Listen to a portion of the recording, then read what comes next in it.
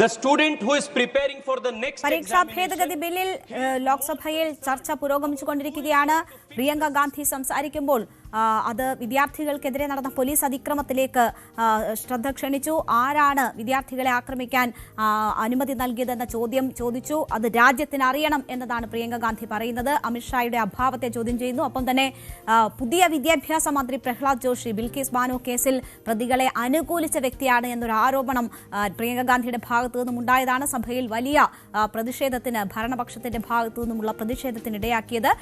പത്രത്തിലെ റിപ്പോർട്ടെന്നാണ് പ്രിയങ്ക ഗാന്ധി പറയുന്നത്. ഇത് നീക്കം ചെയ്യണം സഭാരേഖകളിൽ എന്ന ആവശ്യം ഭരണപക്ഷവും ഉന്നയിക്കുന്നത് കണ്ടു. എന്തായാലും വിഷയത്തിൽ ഭേദഗതി ബില്ലിൽ ചർച്ച പുരോഗമിച്ചുകൊണ്ടിരിക്കുകയാണ് ലോക്സഭയിൽ. ഇപ്പോൾ വാർത്തയുടെ വിശദാംശങ്ങളുമായി നമുക്കൊപ്പം VR കാർത്തിക് കൂടി ചേരുകയാണ്. കാർത്തിക്, ഈ രാജ്യത്തിന്റെ യുവാക്കൾ വലിയ രീതിയിലുള്ള പ്രതിഷേധമാണ് ഡൽഹിയിൽ കാഴ്ചവെച്ചത്. അതിനെ തുടർന്നാണ് ഈ രീതിയിലുള്ള ഭേദഗതി ബിൽ പാർലമെന്റിൽ ചർച്ചയ്ക്ക് വരുന്നത്.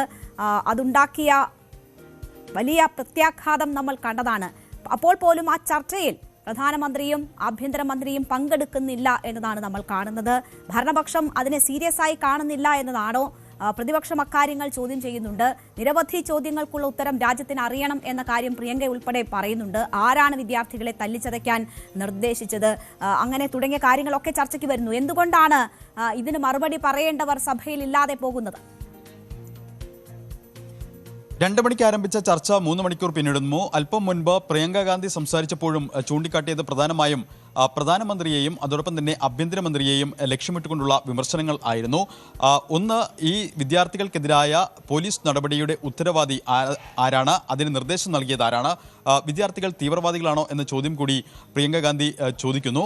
മാത്രമല്ല, പ്രധാനമന്ത്രിയെ ലക്ഷ്യമിട്ടുകൊണ്ടുള്ള വിമർശനങ്ങളും പ്രിയങ്ക ഗാന്ധി ഉന്നയിക്കുന്നു. അതായത് ക്യാമറയുടെ ആംഗിൾ അല്ല മാറ്റേണ്ടത്, മറിച്ച് വീക്ഷണവും സമീപനവുമാണ് മാറ്റേണ്ടത് എന്നുകൂടി വിമർശിക്കുകയാണ് പ്രിയങ്ക ഗാന്ധി. പക്ഷേ ഈ വിമർശനങ്ങളൊന്നും കേൾക്കാൻ ഭരണപക്ഷ നിരയിൽ പ്രധാനമന്ത്രിയോ അമിത്ഷായോ ഇല്ല എന്നതാണ് ഏറ്റവും ശ്രദ്ധേയം. ഇന്ന് ലോക്സഭാ നടപടികൾ ആരംഭിക്കുമ്പോൾ തന്നെ പ്രതിപക്ഷത്ത് നിന്ന് KC വേണുഗോപാൽ ഈ ആവശ്യം ഉന്നയിച്ചിരുന്നു. പ്രധാനമന്ത്രിയുടെയും ആഭ്യന്തരമന്ത്രിയുടെയും അസാന്നിധ്യം അവർ ചോദ്യം ചെയ്തിരുന്നു. സുപ്രധാനമായ ഒരു ബിൽ ചർച്ചയ്ക്ക് വരുമ്പോൾ അവരെവിടെ എന്നായിരുന്നു ചോദ്യം. പക്ഷേ ഇതിന് കൃത്യമായ മറുപടി ഭരണപക്ഷത്തു നിന്നുണ്ടായില്ല. ഈ ചർച്ച അവസാനിക്കുമ്പോൾ അതിന് മറുപടി നൽകുന്നത് ആരായിരിക്കും എന്നത് നിർണായകമാണ്. സ്വാഭാവികമായും പ്രതിപക്ഷത്തിൻ്റെ ഈ വിമർശനങ്ങൾക്കെല്ലാം ആ മറുപടിയിൽ ഉത്തരം ഉണ്ടാകുമോ എന്നതും ഉറ്റുനോക്കുന്നു.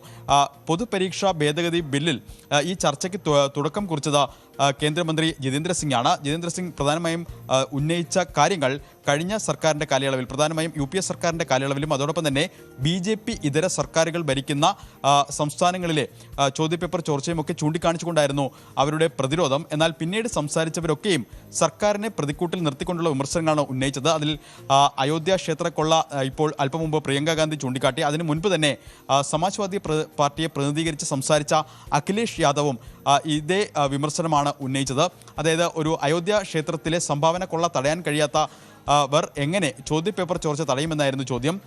സമാനമായ വിമർശനങ്ങളാണ് തൃണമൂൽ കോൺഗ്രസ് നേതാവ് അഭിഷേക് ബാനർജി ഉന്നയിച്ചത്. അങ്ങനെ വിവിധ കക്ഷി നേതാക്കൾ സർക്കാരിനെ ലക്ഷ്യമിട്ടുകൊണ്ടുള്ള വിമർശനങ്ങൾ ഉന്നയിക്കുന്നു. അപ്പോഴും സർക്കാർ പ്രതിരോധം തീർക്കുന്നത് കഴിഞ്ഞ കാലയളവിൽ ഉണ്ടായ സംഭവങ്ങളെക്കുറിച്ചും അതോടൊപ്പം തന്നെ 2024 ഈ പരീക്ഷ നടത്തിപ്പുമായി ബന്ധപ്പെട്ട് സുപ്രധാനമായ നിയമനിർമ്മാണം നടത്തിയത് NDA സർക്കാരാണ്, അതിന് സുതാര്യത വരുത്തിയത് എന്ന് ചൂണ്ടിക്കാണിച്ചുകൊണ്ടായിരുന്നു. എന്നാൽ ഈ വിമർശനങ്ങളൊക്കെ തന്നെ പ്രതിപക്ഷം അതേ നാണയത്തിൽ നേരിടുന്നു. അങ്ങനെ സുതാര്യത ഉറപ്പുവരുത്തിയെങ്കിൽ 2026 എന്തുകൊണ്ട് ചോദ്യപേപ്പർ ചോർച്ച ഉണ്ടായി എന്നടക്കമുള്ള ചോദ്യങ്ങളാണ് പ്രതിപക്ഷം ചോദിക്കുന്നത്. എന്തായാലും പ്രതിപക്ഷം ശക്തമായ ഭാഷയിൽ തന്നെയാണ് വിമർശനങ്ങൾ ഉന്നയിക്കുന്നത്. പ്രധാനമന്ത്രിയുടെയും ആഭ്യന്തരമന്ത്രിയുടെയും അസാന്നിധ്യം ഇന്ന് ലോക്സഭയിൽ ശ്രദ്ധേയവുമാണ്. ഈ ചർച്ചയ്ക്കൊടുവിൽ 6 മണിക്കൂറാണ് ചർച്ച നിശ്ചയിച്ചിരിക്കുന്നത്. എന്നാൽ അത് 10 മണിക്കൂർ വരെ നീട്ടുന്നതിനോട് എതിർപ്പില്ല എന്ന കേന്ദ്രമന്ത്രി കിരൺ റിജിജു വ്യക്തമാക്കിയിട്ടുണ്ട്. അതുകൊണ്ട് തന്നെ ഒരുപക്ഷെ 8 മണിക്ക് ശേഷവും ഈ ചർച്ച തുടരാം. ഈ ചർച്ചയ്ക്കൊടുവിൽ സർക്കാരിൻ്റെ ഭാഗത്ത് നിന്ന് മറുപടി നൽകുന്നത് ആരായിരിക്കും? പുതിയ കേന്ദ്ര വിദ്യാഭ്യാസ മന്ത്രി ആയിരിക്കുമോ? അങ്ങനെയെങ്കിൽ ഇവരുടെ അസാന്നിധ്യം അടക്കമുള്ള കാര്യങ്ങളിൽ ഭരണപക്ഷത്തിൻ്റെ ഉത്തരം എന്താവും എന്നാണ് ഇനി ആകാംക്ഷ. രേണുക, തീർച്ചയായും എന്തായാലും ഈ വിഷയവുമായി ബന്ധപ്പെട്ട് യുവാക്കളോട് സംവദിക്കാൻ ആണ് പ്രധാനമന്ത്രി അതിൻ്റെ വിശദീകരണ വീഡിയോകൾ ഇൻസ്റ്റഗ്രാമിൽ പങ്കുവച്ചത്. അദ്ദേഹം അത്തരം നിർദ്ദേശങ്ങൾ മന്ത്രിസഭയിലുള്ളവർക്കും നൽകിയിരുന്നു. പക്ഷേ അതിനേക്കാൾ ഉപരിയായി ഇന്ന് സഭയ്ക്കുള്ളിൽ അതുമായി ബന്ധപ്പെട്ടുള്ള ചർച്ചകൾ നടക്കുമ്പോൾ പ്രധാനമന്ത്രിയുടെയും അമിത്ഷായുടെയും സാന്നിധ്യം ഉണ്ടായിരുന്നുവെങ്കിൽ, ഉയരുന്ന വിമർശനങ്ങൾക്ക് അവർ മറുപടി പറഞ്ഞിരുന്നുവെങ്കിൽ കൂടുതൽ നന്നാകുമായിരുന്നു. എന്തായാലും ഇരുവരുടെയും അഭാവം ഇപ്പോൾ പ്രതിപക്ഷം വലിയ രീതിയിൽ ചോദ്യം ചെയ്യുകയാണ്. ഇപ്പോൾ ഈ വിഷയവുമായി ബന്ധപ്പെട്ട് പ്രിയങ്ക ഗാന്ധി ഏറ്റവും കൂടുതൽ സഭയിൽ ഉയർത്തിക്കാട്ടിയത് വിദ്യാർത്ഥികൾക്കെതിരെ നടന്ന അതിക്രമവുമായി ബന്ധപ്പെട്ടാണ്. ഇന്ന് ഈ വിഷയത്തിൽ സുപ്രീം കോടതിയുടെ ഒരു ഇടപെടലും ഉണ്ടായിട്ടുണ്ട്. സമരം നടക്കുന്നു എന്ന കാരണത്താൽ മാത്രം പോലീസിന്റെ അതിക്രമങ്ങളെ ന്യായീകരിക്കാനാകില്ല എന്നതാണ് ചീഫ് ജസ്റ്റിസ് സൂര്യകാന്ത് അധ്യക്ഷനായ 3-അംഗ ബെഞ്ച് കഴിഞ്ഞ ദിവസം നിരീക്ഷിച്ചിരുന്നത്. അതിന് തൊട്ടടുത്ത ദിവസമാണ് വിദ്യാർത്ഥികളുടെ പ്രതിഷേധത്തിനെതിരെ നടന്ന അതിക്രമങ്ങളിൽ ശക്തമായ ഇടപെടൽ സുപ്രീം കോടതിയുടെ ഭാഗത്തു നിന്നും ഉണ്ടാകുന്നത്. സമരങ്ങളിൽ പങ്കെടുത്ത് അറസ്റ്റിലാവുകയോ കസ്റ്റഡിയിലാവുകയോ ചെയ്ത ക്രിമിനൽ പശ്ചാത്തലമില്ലാത്ത എല്ലാ വിദ്യാർത്ഥികളെയും വിട്ടയക്കുന്നതുൾപ്പെടെയുള്ള വിവിധ ഇടക്കാല ഉത്തരവുകളാണ് കോടതി പുറപ്പെടുവിച്ചത്. കൂടാതെ വിദ്യാർത്ഥി പ്രക്ഷോഭകരുടെ വ്യക്തിഗത വിവരങ്ങളും ഡിജിറ്റൽ ഡാറ്റയും സംരക്ഷിക്കണമെന്നും തൽക്കാലത്തേക്ക് അവ പൊതുസമൂഹത്തിന് മുന്നിൽ പരസ്യപ്പെടുത്തരുതെന്നും കോടതി നിർദ്ദേശിച്ചു. സംസ്ഥാനങ്ങൾക്കും കോടതി നിർദ്ദേശങ്ങൾ നൽകി. സംഭവത്തിന്റെ CCTV ദൃശ്യങ്ങൾ, ഡ്രോൺ ദൃശ്യങ്ങൾ, ബോഡി ക്യാമറ റെക്കോർഡിംഗുകൾ, വയർലെസ് കമ്മ്യൂണിക്കേഷൻ, PCR ലോഗുകൾ എന്നിവ സംരക്ഷിച്ചു വെക്കാനാണ് കോടതി നിർദ്ദേശിച്ചിരിക്കുന്നത്. അന്വേഷണത്തിനായി മുൻ സുപ്രീം കോടതി ജഡ്ജിയുടെ നേതൃത്വത്തിൽ പ്രത്യേക അന്വേഷണ സംഘത്തെ രൂപീകരിച്ചേക്കാമെന്ന് കോടതി സൂചിപ്പിക്കുകയും ചെയ്തു. ഇന്ന് ഈ വിഷയവുമായി ബന്ധപ്പെട്ട് എന്തായാലും കോടതിയുടെ ഭാഗത്തു നിന്നും ഉൾപ്പെടെ അത്തരം ഇടപെടലുകൾ ഈ വിഷയവുമായി ബന്ധപ്പെട്ടുണ്ടാകുന്നു. കേന്ദ്ര സർക്കാരിന്റെയും അസം, ബീഹാർ, പശ്ചിമബംഗാൾ, ഉത്തർപ്രദേശ്, മധ്യപ്രദേശ്, മഹാരാഷ്ട്ര, കേരള എന്നീ സംസ്ഥാനങ്ങളുടെയും മറുപടി തേടുകയും ചെയ്തിട്ടുണ്ട്.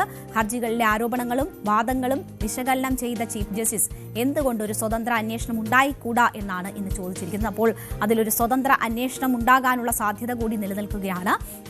ഈ സമയത്താണ് പ്രിയങ്ക ഗാന്ധി രാജ്യത്തിന് ഈ ചോദ്യങ്ങൾക്കുള്ള മറുപടി വേണം എന്ന സഭയിലും ആവർത്തിക്കുന്നത്. പക്ഷേ ആ മറുപടി ഉണ്ടാകുന്നില്ല എന്നതാണ് സാഹചര്യം. കൂടുതൽ വാർത്തകൾക്ക് News 18 Keralam YouTube channel subscribe ചെയ്യുക.